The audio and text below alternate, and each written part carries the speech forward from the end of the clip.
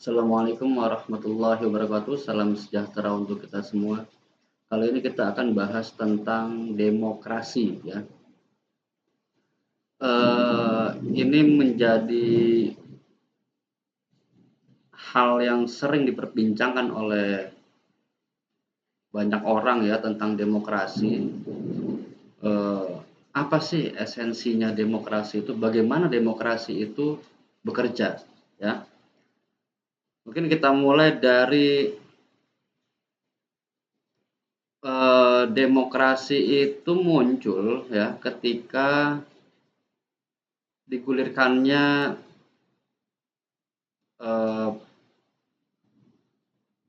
pemimpin di tahun 98 yang biasa dikenal dengan reformasi, ya.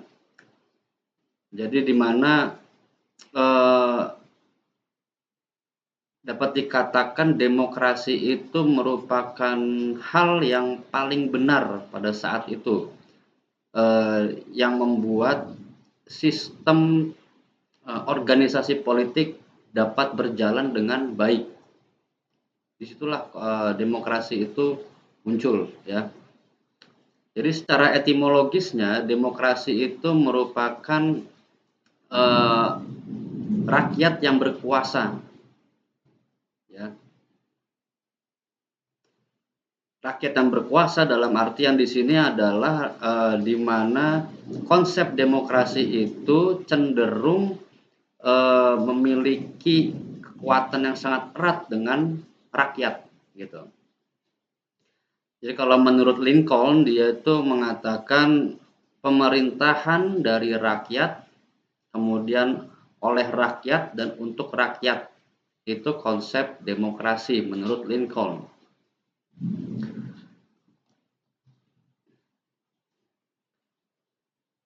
Jadi kalau mungkin diskemakan, ya. Jadi konsepnya demokrasi itu berada pusarannya itu pusaran rakyat, semua masyarakat di suatu negara, kemudian dia juga dari rakyat, misalnya seperti pemilihan pemimpin diawali dari suara rakyat. Kemudian oleh rakyat tadi seperti dipilih, kemudian untuk rakyat. Jadi apa yang dipilih tadi, misalnya pemimpin itu mewakili representasi dari rakyat itu sendiri. Itu konsep demokrasi. Jadi ada dari rakyat, oleh rakyat, untuk rakyat, ya. Kalau menurut sejarah, demokrasi itu ada di tahun 45 sampai 59 yang dinamakan demokrasi parlementer. Jadi di mana demokrasi parlementer ini adalah parlemen yang berkuasa. Presiden pun dipilih oleh parlemen pada waktu itu. Parlemennya yaitu lembaga tertinggi yaitu MPR pada waktu itu. Kemudian masa kedua di tahun 59 sampai 65 yang dikenal dengan demokrasi terpimpin. Jadi demokrasinya terpimpin, sentralistik ibaratnya seperti itu. Yang ketiga 65 sampai 98 yakni dikenal dengan demokrasi Pancasila yang menonjolkan sistem presidensil. Kemudian di masa keempat hingga sekarang, ya, jadi masa reformasi yang menginginkan tegaknya demokrasi sebagai koreksi terhadap praktek politik. Nah, di masa ketiga yaitu demokrasi Pancasila. Itu menurut pergerakan sejarahnya, ya. Jadi ada demokrasi parlementer, demokrasi Pancasila yang tercerminkan demokrasi Pancasila, ya. Dan sekarang merupakan seperti pencarian ya, pencarian demokrasi, sistem demokrasi yang bagus. Sejak runtuhnya Orde Baru yang bersamaan waktunya dengan lengsernya Presiden Soeharto, itu yang dinamakan peralihan dari sentralistik ke desentralisasi. Jadi adanya disitulah sistem reformasi terjadi. Ada beberapa perubahan terhadap aspek pembagian kekuasaan, gitu. Kemudian model demokrasi Pancasila di era Orde Baru dengan adanya sistem reformasi itu, jadi semua itu berubah model-modelnya. Nah, kemudian diberikannya ruang kebebasan pers sebagai ruang publik untuk berpartisipasi dalam kebangsaan dan negara. Karena ketika di era Orde Baru itu lebih cenderung dengan otoriter dan lain sebagainya itu, jadi pada waktu itu kebebasan pers tidak 100% terpenuhi hak-hak partisipasinya ya. Kemudian diberlakukannya sistem multipartai dalam pemilu di tahun 99. Karena di era 98 ke bawah partai itu lebih sedikit.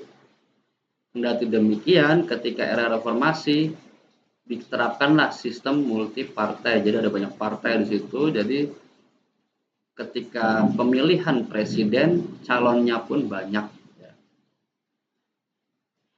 Kemudian rekrutmen politik untuk pengisian jabatan politik dilakukan secara terbuka.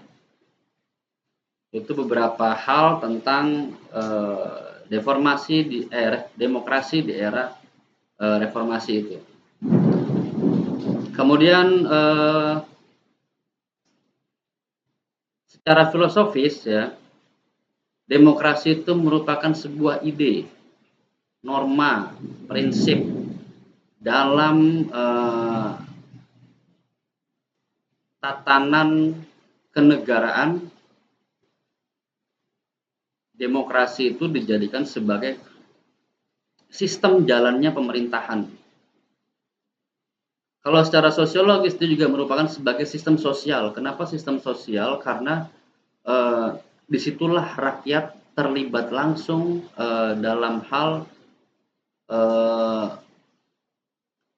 perpolitikan, dalam hal kenegaraan. Di situ masyarakat dituntut untuk terlibat langsung dalam pemilihan umum pada khususnya seperti itu.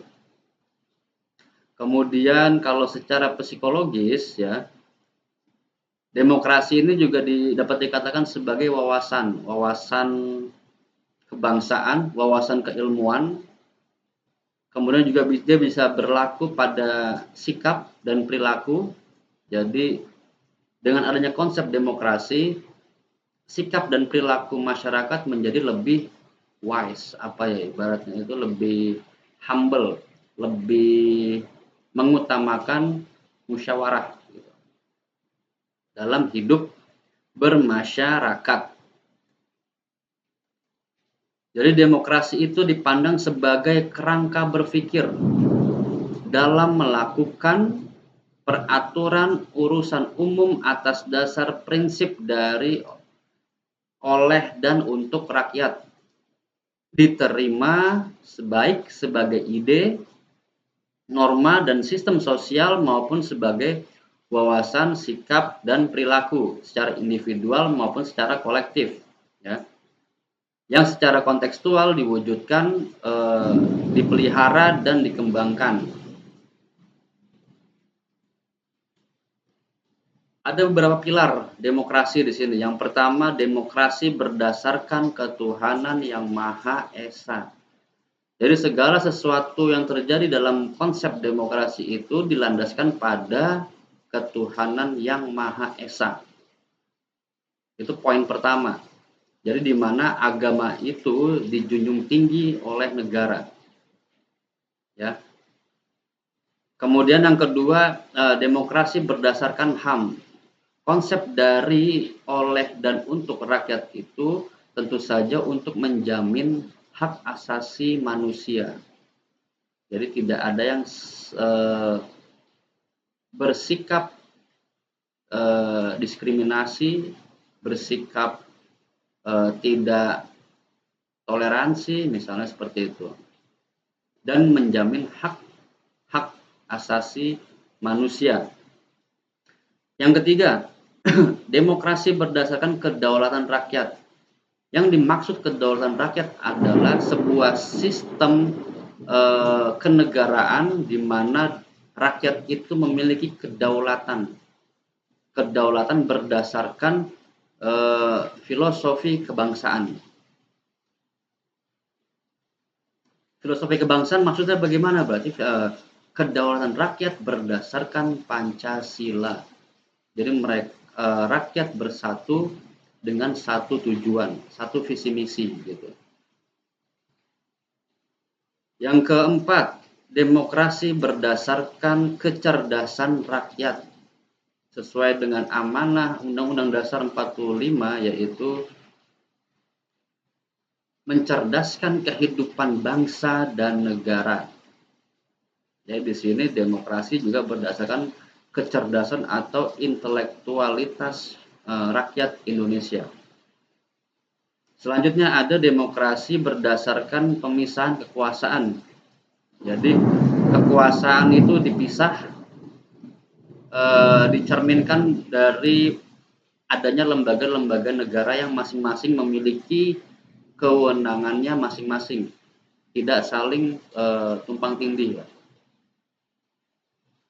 Selanjutnya ada demokrasi berdasarkan otonomi daerah. Berarti di situ sifatnya otonom, diberi kesempatan daerah-daerah tersebut untuk mengelola daerahnya sendiri sesuai dengan ciri khas daerah itu sendiri. Kemudian demokrasi berdasarkan supremasi hukum. Maksudnya adalah demokrasi yang berjalan sebagai sistem kenegaraan, dia juga mengedepankan supremasi hukum. Jadi segala operasional pemerintahan didasarkan atas hukum, ya. Selanjutnya demokrasi berdasarkan kesejahteraan rakyat.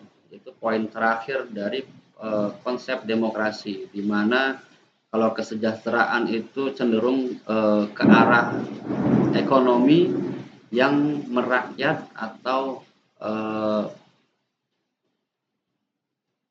mensejahterakan rakyatnya. Kemudian ada beberapa nilai di sini dari demokrasi. Yang pertama, dia bekerja itu untuk rakyat. Demokrasi bekerja untuk rakyat, untuk kemakmuran bangsa, kemudian dan juga untuk kesejahteraan rakyat, ya. Menyelesaikan pertikaian dengan suara. Nah, di sini bisa multitafsir. Jadi ketika ada pertikaian, di situ adanya konsep musyawarah, penyelesaian secara kekeluargaan misalnya. Jadi terkadang, nah, konsep suara inilah yang sering diputarbalikkan dalam artian meskipun itu yang diangkat adalah hal yang salah, tapi memiliki suara yang banyak, yang salah itulah yang menang. Begitupun sebaliknya, ya. Jadi di sini terjadi kontradiktif, ya, kalau masalah hakikat atau kebenaran dari demokrasi itu sendiri. Jadi misalnya kalian menyuarakan hal yang salah tapi banyak pendukungnya, itu hal yang salah itulah menang, ya, ibarat, dan yang benar jadinya salah. Itu konsep demokrasi. Jadi demokrasi ini bebas nilai, ya. Tapi kalau dimasuki oleh nilai, itu demokrasi itu lebih bercahaya lagi ya, lebih bermakna. Nah, di sini demokrasi itu seperti itu, konsepnya umum dan cenderung ke arah sana. Yang ketiga, menjamin perubahan secara damai. Dengan adanya demokrasi, perubahan-perubahan yang terjadi dalam setiap negara, khususnya Indonesia, diharapkan adanya kedamaian di situ. Kemudian menjamin pergantian kekuasaan dengan teratur, tersistem, dan bergilir. Nah, itu pergantian kekuasaan. Jadi jangan heran ya, kalau misalnya pembangunan di sebuah negara itu tersendat karena adanya konsep demokrasi, pergantian, itu pun juga bisa menjadi faktor. Kemudian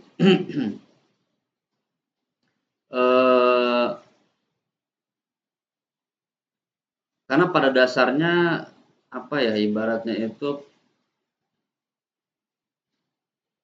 ketika terjadinya pergantian kekuasaan, tentu saja akan meninggalkan pekerjaan-pekerjaan lama misalnya.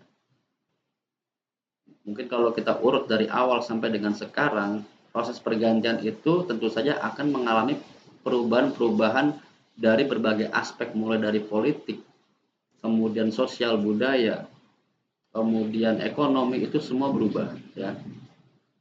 Tergantung rezim yang berkuasa pada saat itu.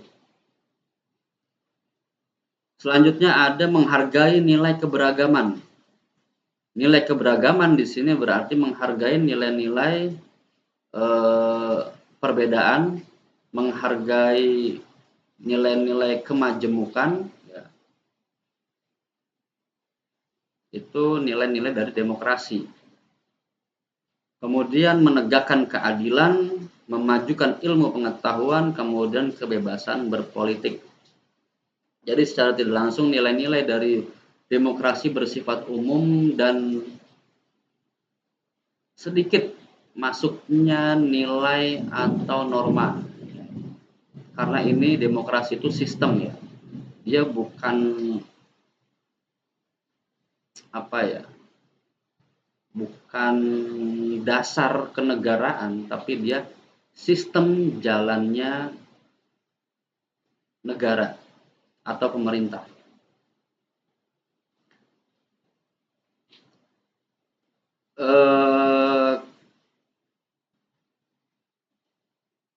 Kita ke dasar hukum ya. Ada di dalam pembukaan Undang-Undang Dasar 45 yang disebutkan, maka disusunlah kemerdekaan kebangsaan itu dalam suatu undang-undang dasar negara Indonesia yang terbentuk dalam suatu susunan negara Republik Indonesia yang berkedaulatan rakyat. Di situ ada konsep kedaulatan di dalam Undang-Undang Dasar 45. Jadi kedaulatan rakyat itulah yang cenderung mencerminkan kepada demokrasi. Di pasal 1 ayat 2-nya Undang-Undang Dasar 45, kedaulatan adalah di tangan rakyat dan dilaksanakan menurut Undang-Undang Dasar.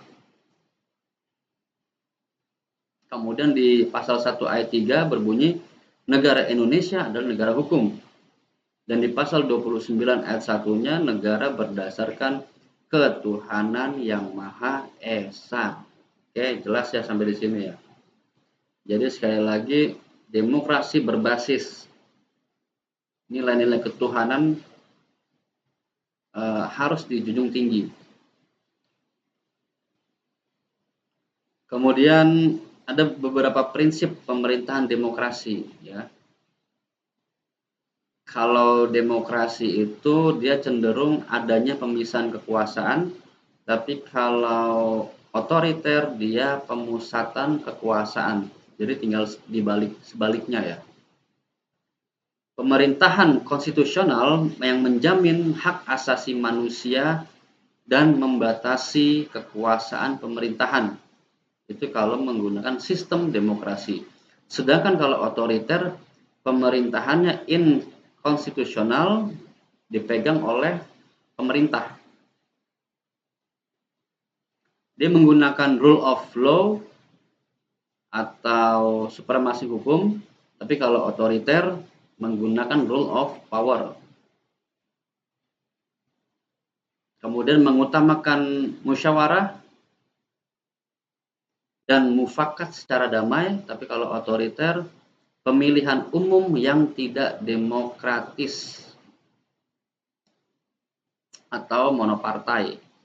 Satu partai, misalnya seperti kemarin tuh banyak yang berkoalisi, sehingga menjadi seolah-olah menjadi melebur ya, seolah-olah dia menjadi melebur menjadi satu, jadinya dapat dikatakan semi monopartai ya. Kalau di era demokrasi ada multipartai, kalau otoriter monopartai. Kemudian manajemen yang bertanggung jawab atau dapat dikatakan kredibel ya, akuntabel juga, jadi dapat dipertanggungjawabkan dari aspek manajerialnya. Kemudian kalau otoriter dia berbeda, lebih tertutup, manajemennya tertutup dan tidak atau kurang dapat dipertanggungjawabkan dari aspek manajerialnya. Kemudian di demokrasi juga mengakui hak minoritas, sedangkan di era otoriter berbeda. Jadi lebih ke arah mayoritas. Kemudian kebebasan yang diakui, sedangkan kalau otoriter sebaliknya, kebebasan tidak diakui atau lebih banyak penekanan terhadap rakyat ya. Kemudian di era demokrasi juga ada di dalam demokrasi itu juga ada peradilan yang merdeka dan independen, pengadilan administrasi, prinsip persetujuan dan kompromi. Kalau di konsep otoriter dia tidak melindungi hak asasi, peradilan tidak bebas, tidak ada kontrol administrasi, mekanisme pemerintahan yang statis ya. Kemudian dogmatis dan doktrin. Itu beberapa perbandingan antara demokrasi dan otoriter. Kalau di konsepnya pemisahan kekuasaan itu bisa dilihat dari banyaknya lembaga-lembaga negara. Disitulah kekuasaan itu dipisah, dibagi. Yang sering dikenal sebagai trias politika. Ada lembaga eksekutif, ada legislatif, ada juga yudikatif ya. Kalau menurut Torres, demokrasi dapat dilihat dari dua aspek. Yang pertama ada formal demokrasi dan ada substantif demokrasi. Formal demokrasi berbentuk sistem pemerintahan, misalnya seperti presidensial dan parlementer. Presiden terpilih, kalau presidensial, presiden terpilih mendapat mandat dari rakyat.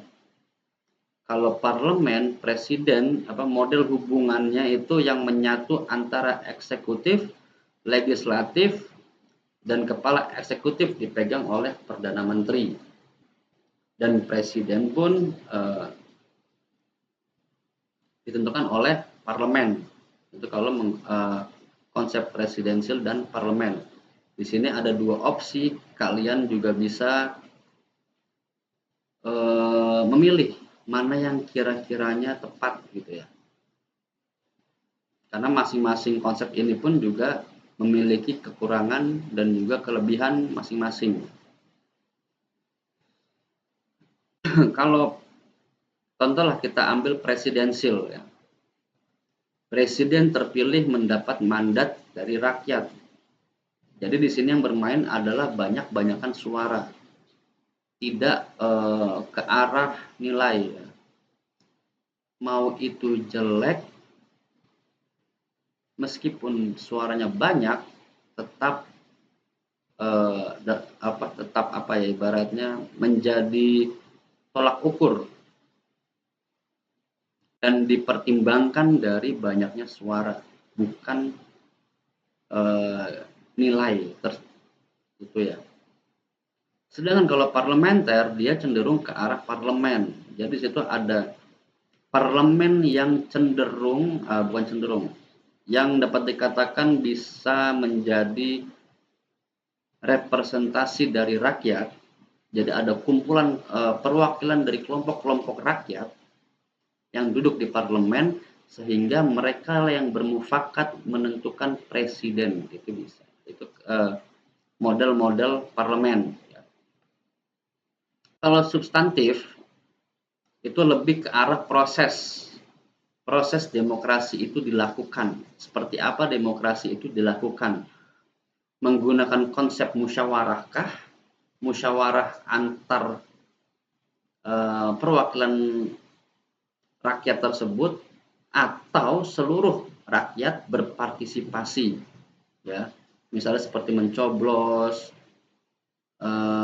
dan lain sebagainya. Itu di situ rakyat merupakan ikut andil dalam proses demokrasi.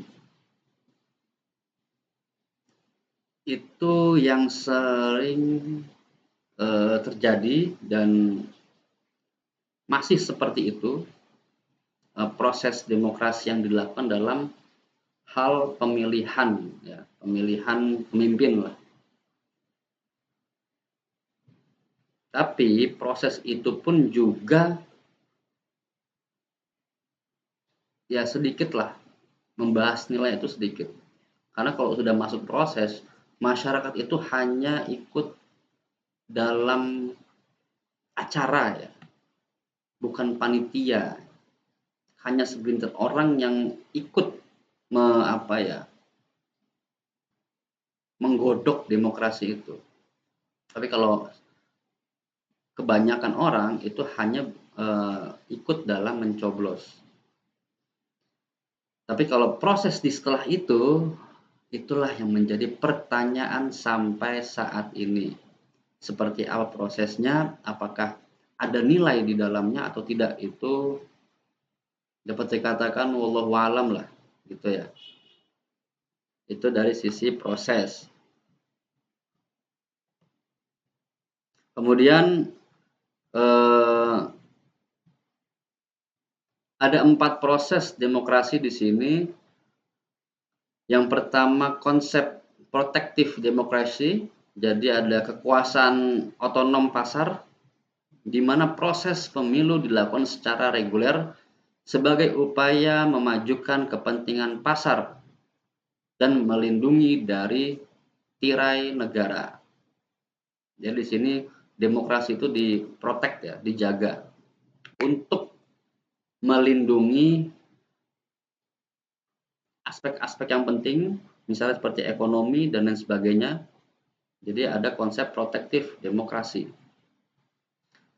Kemudian developmental demokrasi, jadi ada model manusia sebagai individu yang posesif ya, yakni manusia sebagai conflicting self-interested consumers and appropriators. Jadi di mana konsep manusia sebagai pengembang ya.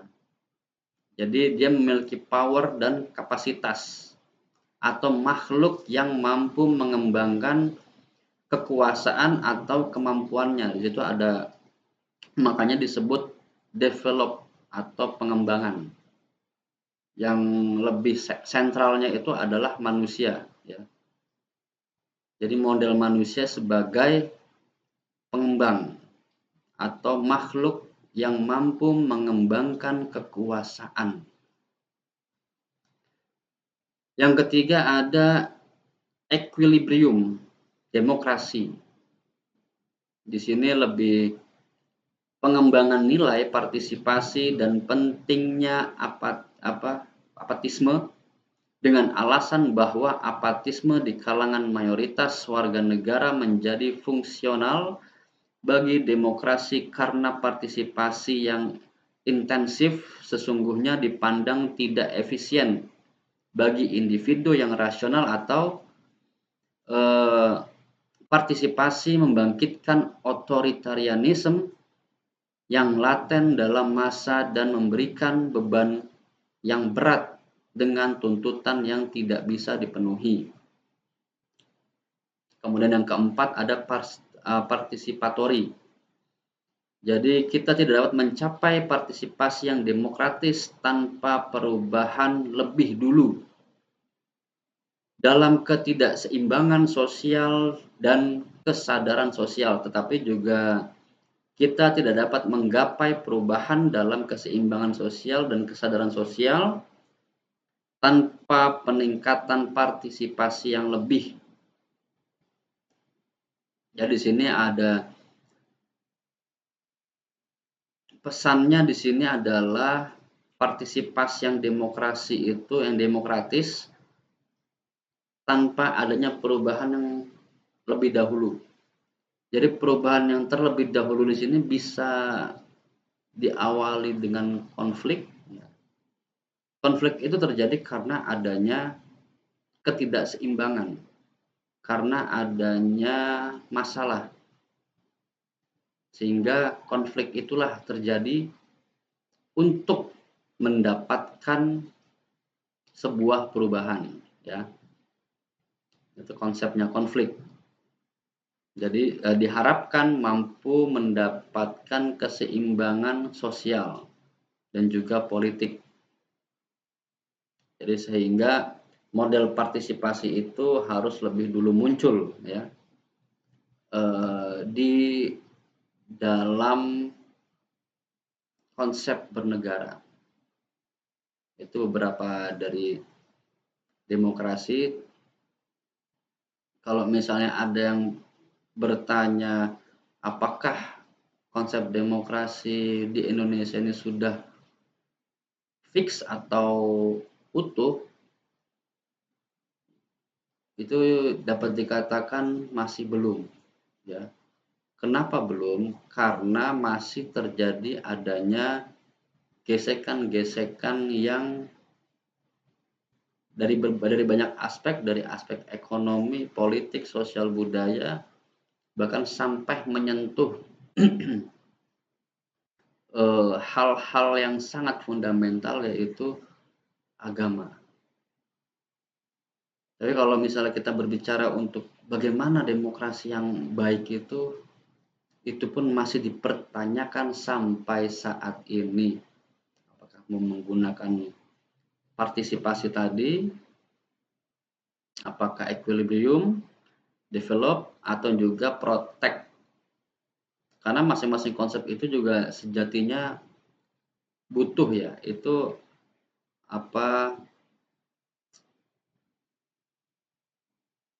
harus diterapkan. Contoh misalnya yang protektif demokrasi, di sini berarti setidaknya kita memiliki konsep kedaulatan tersendiri. Berarti ada beberapa aspek yang